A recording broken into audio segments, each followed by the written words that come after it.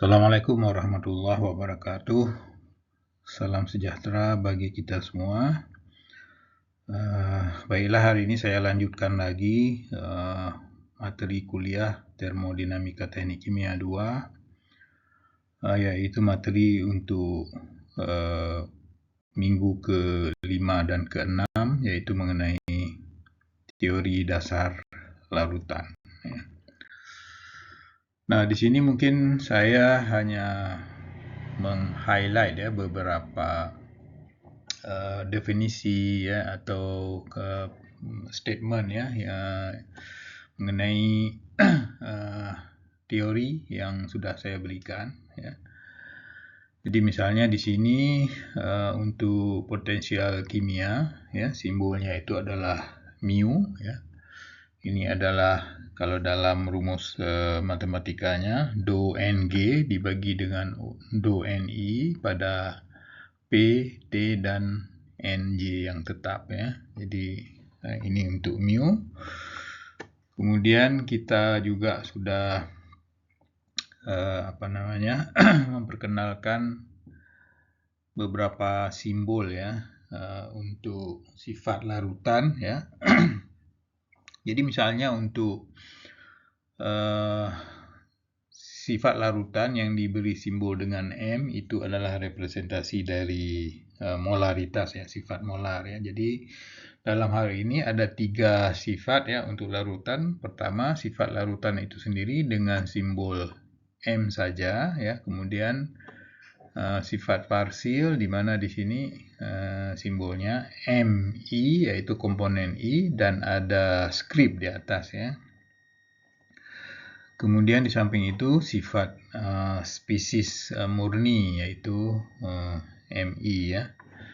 Nah, M dalam hal ini merepresentasikan volume, energi dalam, entalpi, entropi, dan energi bebas Gibbs. Begitu juga dengan sifat parsial, dan juga sifat spesies.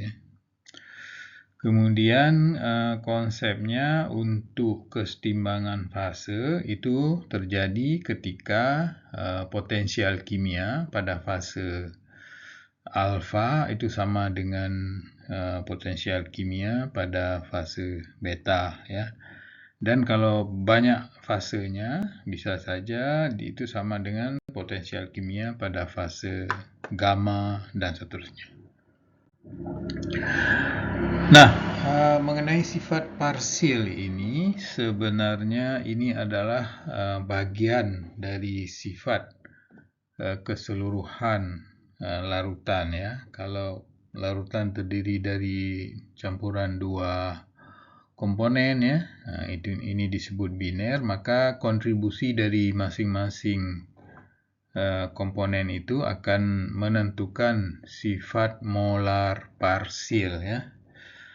Nah, di sini Mi yang ada skripnya di atas merepresentasikan sifat molar parsil. Ini harus dibedakan dengan sifat molar komponen dan sifat molar larutan itu sendiri. Nanti kita lihat bagaimana hubungan antara sifat-sifat ini. Kemudian saya kenalkan kembali juga persamaan Gibbs-Duhem yang sudah kita turunkan sebelumnya.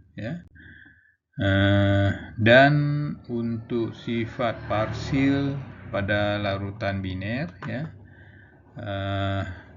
ada beberapa rumus yang kita gunakan. Jadi kita lihat di sini. Yang sudah kita buktikan minggu yang lalu. Jadi rumus-rumus ini kita harapkan bisa kita pakai dalam latihan penyelesaian soal-soal pada hari ini. Oke, contoh soal kedua itu, kalau tadi kita sudah diberikan rumus hubungan antara sifat molar parsil, yaitu yang diwakili oleh M1 skrip, ini sama dengan sifat larutan M saja, kemudian ditambah dengan fraksi mol komponen kedua di dalam larutan, kalau larutan biner ya, dibagi dengan diferensial M terhadap X1 ya. Begitu juga dengan sifat parsial molar untuk komponen 2, M2 script sama dengan M dikurang dengan X1 dikalikan dengan DM dibagi dengan DX1 ya. Jadi misalkan ada grafik ya hubungan antara X dengan M di sini, di mana X pada sumbu horizontal dan M suhu vertikal ya. Di sini mungkin saya jelaskan dulu kalau misalnya M1 ya, artinya M komponen 1 murni ya. Kalau kita bayangkan di dalam larutan, kalau kita masukkan M sejumlah komponen M1 ya, yang dalam larutannya seharusnya nilainya sama semua ya. Begitu juga dengan M2, nilainya tetap. Nah, kalau campuran dari M1 dan M2 ini akan terkontribusi menghasilkan M yang ideal, yang prinsipnya ini adalah X1 dikalikan dengan M1, kemudian ditambah dengan X2 dikalikan dengan M2 ya. Tapi kenyataannya tidak demikian ya, karena pada dasarnya suatu komponen kalau sudah bercampur dalam satu larutan ya, terjadi interaksi antara komponen yang satu dengan yang satu lagi, sehingga menghasilkan sifat parsil ya yang sedikit menyimpang ya dari kondisi ideal. Contohnya seperti ini ya, ini hanya contoh saja. Jadi sifat parsil molarnya agak menyimpang sedikit, sehingga sifat realnya itu juga menyimpang ya, kira-kira seperti yang ditunjukkan di garis biru ini ya. Nah, ini hanya sebagai introduction saja untuk menjelaskan definisi secara grafis ya. Kemudian kalau tadi ya sifat dari larutan berupa M itu sebagai fungsi X kita gambarkan dalam grafik antara X dengan M ya. Maka di sini pada nilai X tertentu ya, katakanlah X1 ya, kita akan mendapatkan nilai M ya di sumbu Y-nya ya. Jadi di sini pada titik X1M ini ya, gradien dari garis merah yang saya tunjukkan di sini ya, ini adalah merupakan dm dibagi dengan dx ya. Nah, kalau kita lihat di sini di sebelah kanan interceptnya itu adalah I1 dan di sebelah kiri interceptnya adalah I2 ya. Kemudian ini adalah garis I2 ya. Jadi di sini sebenarnya nilai dm per dx1 ya, ini sama dengan M dikurang dengan I2 dibagi dengan X di sini ya. Nah, nilai ini sama juga dengan nilai dm dibagi dengan dx1 sama dengan I1 dikurang dengan I2 dibagi 1 tentunya ya, karena X dalam hal ini adalah 1 ya. Jadi kita menggunakan dua nilai dm per dx1 di sini ya. Nah, setelah diplot ya, kita dapatkan ternyata nilai I2 ini adalah kalau kita lihat di sumbu Y ya, nilai I2 sama dengan M dikurang dengan yang namanya X dx1 dikalikan dengan dm per dx1. Ya. Begitu juga dengan I1, ini sama dengan M ditambah dengan 1 dikurang dengan X1. 1 dikurang dengan X1 adalah X2 ya. Jadi kemudian dikalikan dengan dm dibagi dengan dx1. Ya. Jadi dalam hal ini, titik I1 di sini dia merepresentasikan nilai dari M1 script ya. M1 script maksudnya sifat molar dari komponen 1 ya. Kemudian I2 juga mewakili sifat molar dari sifat molar parsial dari komponen 2 ya. Nah, sifat molar parsial ini berubah setiap saat ya.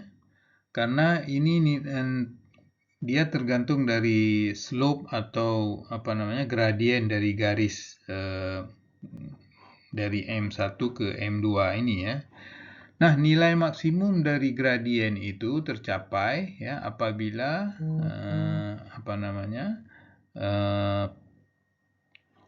gradien ini bersentuhan dengan titik M2 ya. Ini menghasilkan M1 molar parsial yang katakanlah tak terhingga ya. Kemudian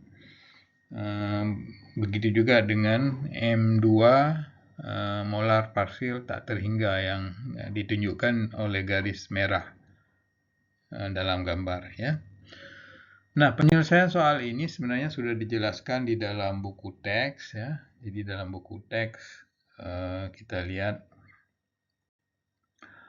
ada dua graf di sini ya. Dua-duanya sudah saya jelaskan ya tadi ya. Oke, sekarang kita lanjutkan dengan contoh soal 3 ya. Contoh soal 3 ini lebih orientasinya ingin melihat bagaimana sebenarnya pengaruh pencampuran dua komponen dalam larutan terhadap volumenya ya. Jadi di sini pernyataan soalnya pada suatu lab dibutuhkan 2000 cc ya atau cm pangkat 3 larutan anti beku yang mengandung 30 fraksi mol metanol dalam air ya. Artinya di sini X1-nya 0,3 dan X2-nya 0,7 ya. Nah, di sini ditanyakan berapa volume metanol murni dan air murni yang harus dicampur untuk memperoleh 2000 cc antifreeze pada suhu 25 derajat Celcius ya. Kemudian volume molar parsial dan volume murni masing-masing spesies ini diketahui ya. Di mana di sini bisa kita lihat V1 scriptnya 38,632 ya. Bandingkan dengan V1-nya ya. V1 adalah 40,727 cc dibagi dengan per mol ya. Artinya di sini ada terjadi pengurangan volume ketika senyawa ini dicampur ya. Metanol. Begitu juga dengan air ya. Kalau volume molar parsialnya 17,765, volume molar airnya itu air murninya adalah 18,068 ya. Jadi ada sedikit perbedaan volume ya. Ada delta V di sini. Nah, untuk penyelesaiannya kita tentukan dulu sifat larutan ya. Untuk dalam hal ini M-nya diwakili oleh V ya, karena yang ditanyakan adalah volume ya. Jadi V V saja, itu sama dengan X1 dikalikan dengan V1 skrip ditambah dengan X2 V2 skrip ya. Ini rumus sebelumnya. Sehingga di sini X1-nya 0,3 dikalikan dengan V1 skrip 38,6 ditambah dengan 0,67 dikalikan dengan 17,76 ya. Sehingga kita dapatkan volume per molnya adalah 24 cc per mol ya.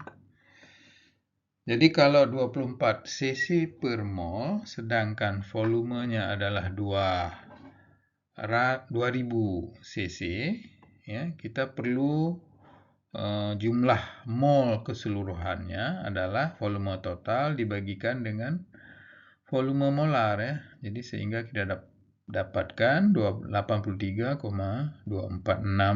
mol ya.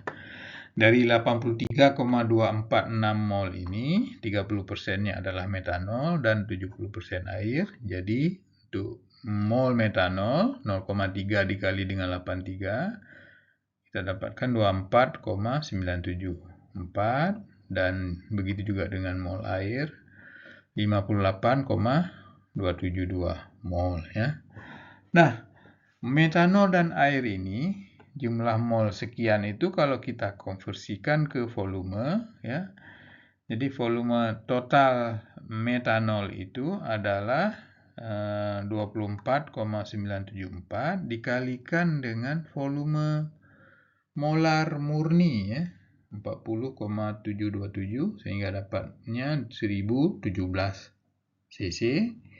Begitu juga dengan volume molar untuk airnya 58,272 mol dikalikan dengan 18,068 ya, sehingga kita dapatkan 1053 cc. Nah, apa yang bisa kita simpulkan di sini ya, untuk menghasilkan 2000 larutan dengan fraksi mol metanolnya 30% dan air 70%,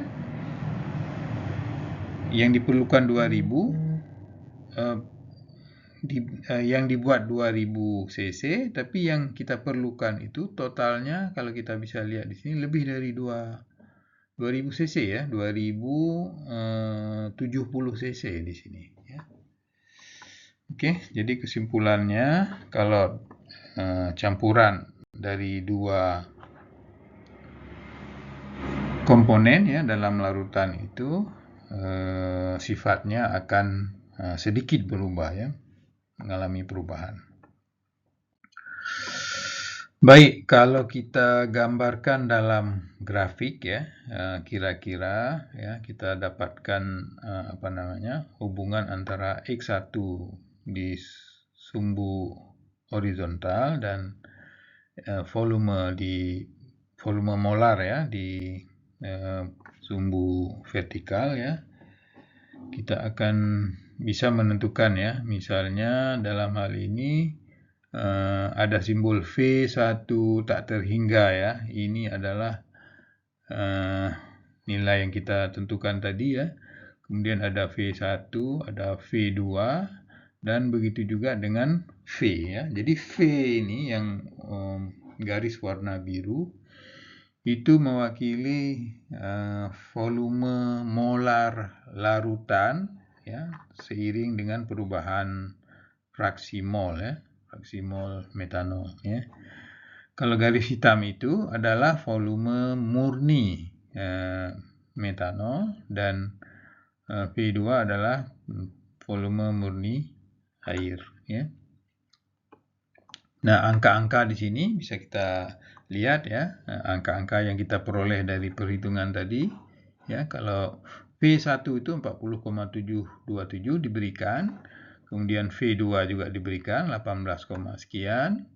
Kemudian pada X sama dengan 0,3 ya, fraksi mol 0,3.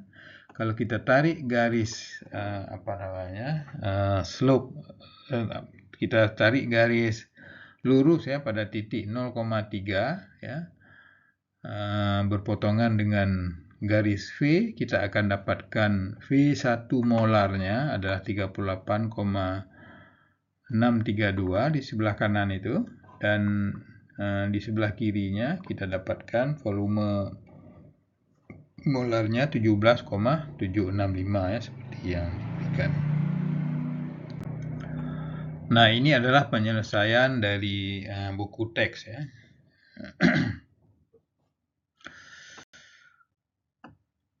Oke, sekarang kita lanjutkan dengan contoh soal nomor 4 ya. Nah, di sini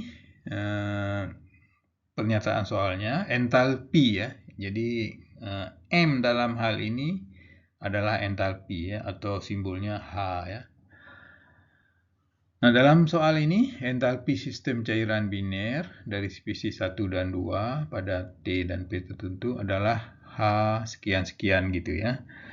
Nah, diminta di sini kita menentukan H1 skrip atau sifat molar parsil ya dari H untuk komponen 1 dan komponen 2 ya. Jadi begitu juga nilai numerik entalpi spesies H1 dan H2 ya. Begitu juga nilai numerik entalpi parsil pada pengenceran tak terhingga ya. Jadi H1 tak terhingga dan H2 tak terhingga ya. Jadi untuk penyelesaian soal ini ya harus kita ingat bahwa X2 selalu 1 dikurang dengan X1 ya, karena X1 ditambah dengan X2 sama dengan 1 ya. Jadi untuk persamaan tadi H sama dengan 400 X1 ditambah dengan 600 X2 ditambah dengan X1 dikalikan dengan X2 dikalikan dengan 40 X1 tambah 20 X2 ya. Jadi di sini karena X2-nya sama dengan 1 kurang X1 ya. Jadi semua persamaan H ini kita buat dalam bentuk X1 semua ya. Jadi di sini di sebelah kiri ini sama dengan 600 dikulang dengan 200 X1 ya. 200 X1 ini sebenarnya datangnya dari kalau 400 X1 ditambah dengan 200 X1 kemudian dikurang lagi dengan 200 X1 ya, artinya dia tetap 400 X1 ya. Jadi 400 X1 ditambah 200 X1 sama dengan 600 X1 ditambah dengan 600 X2 artinya menjadi 600 ya. Kemudian kita harus kurangkan dengan 200 X1 ya. Jadi begitu juga dengan X1 dikalikan dengan X2 semua dirubah ke dalam bentuk X1 ya. Jadi yang di sebelah kanan itu 40 X1 ditambah dengan 20 X2 sama dengan 20 tambah 20 X1 ya. Nah, kemudian H itu bisa disederhanakan menjadi H sama dengan 600 dikurang dengan 180 X1 dikurang dengan 20 X1 pangkat 3 ya. Dan dalam hal ini kalau H-nya segini di sebelah kiri ini DH per DX1 ya menjadi minus 180 ya dikurang dengan 60 dikalikan dengan X1 kuadrat ya. Kemudian dari persamaan sebelumnya ya kita dapatkan bahwa hubungan antara H1 skrip ya atau entalpi molar parsil itu adalah entalpi larutan ditambah dengan X2 dikalikan dengan perubahan entalpi terhadap X1 ya. Maka H1 tadi kita sudah dapatkan seperti ini. Sehingga H1 sama dengan H tadi adalah 600 dikurang dengan 180 X1 kurang dengan 20 X1 pangkat 3, sedangkan tadi DH per DX1 adalah 180 kurang 60 X1 kuadrat, kemudian kita kalikan dengan X2 ya, karena di dalam persamaan di atas itu ada X2-nya, sehingga X2-nya kita rubah lagi ke dalam 1 kurang X1, kita dapatkan H1 molar parsilnya menjadi 400 dikurang dengan 60X1 kuadrat ditambah dengan 40X1 pangkat 3 ya. Nah, selanjutnya dengan cara yang sama kita bisa menentukan H2 molar parsil atau H2 script ya, sama dengan H dikurang dengan X1 dikalikan dengan DH per DX1. Tadi DH per DX1 sudah ada, H pun sudah ada, artinya tinggal masukkan nilai ini semua ke dalam persamaan ini, sehingga kita dapatkan H2 sama dengan 600 ditambah dengan 40X1 pangkat 3 ya.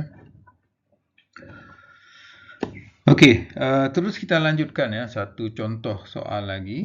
Dalam hal ini, soal ini saya ambil dari problem 11-13 ya, buku Smith Furness ya, edisi 8 atau edisi 7 pun sama juga ya.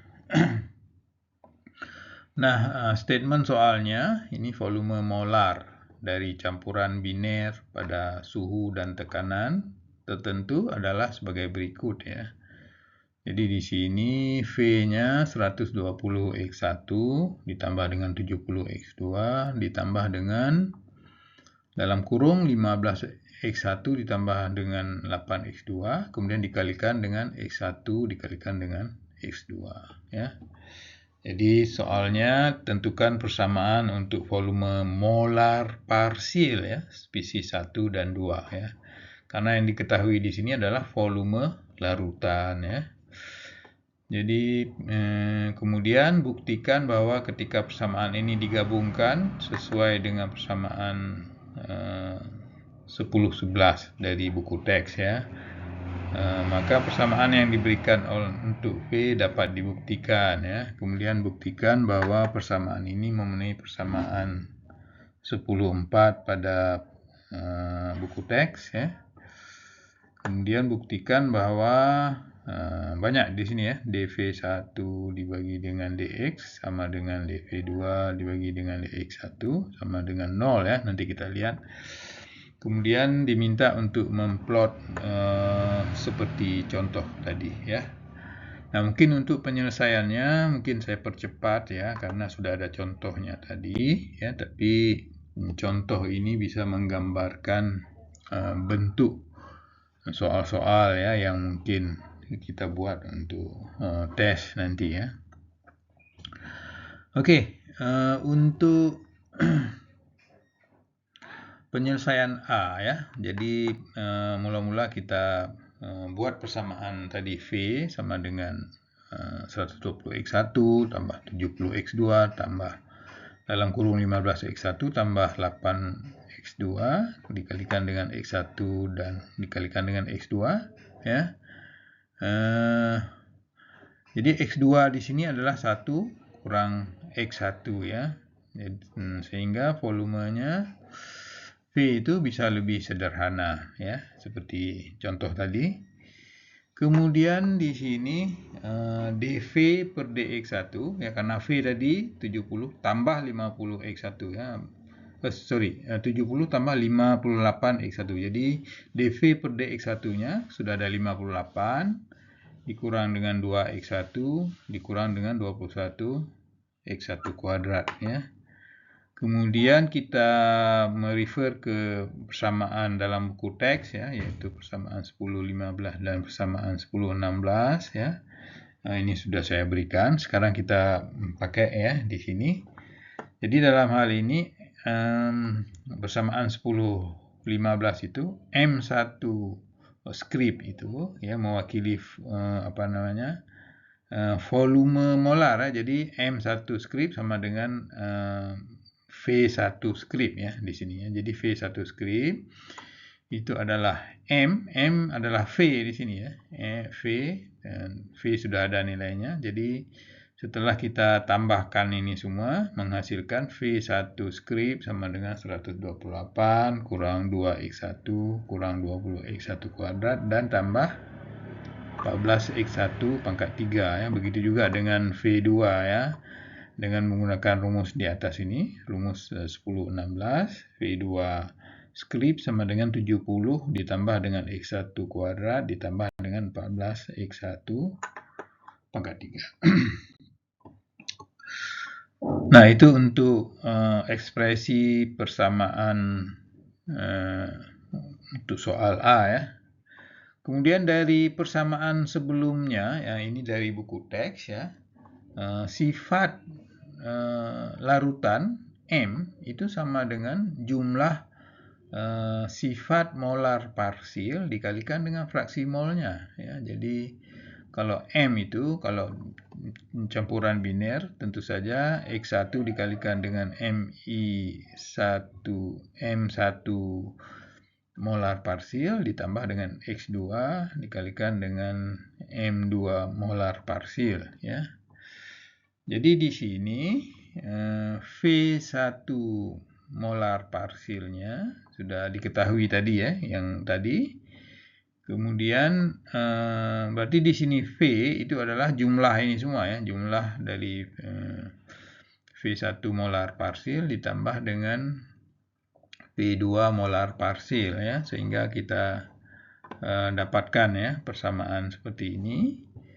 Jadi V-nya menjadi lebih sederhana, yaitu 70 ditambah dengan 58x1 dikurang dengan x1 kuadrat dikurang dengan 7x1 pangkat 3 ya.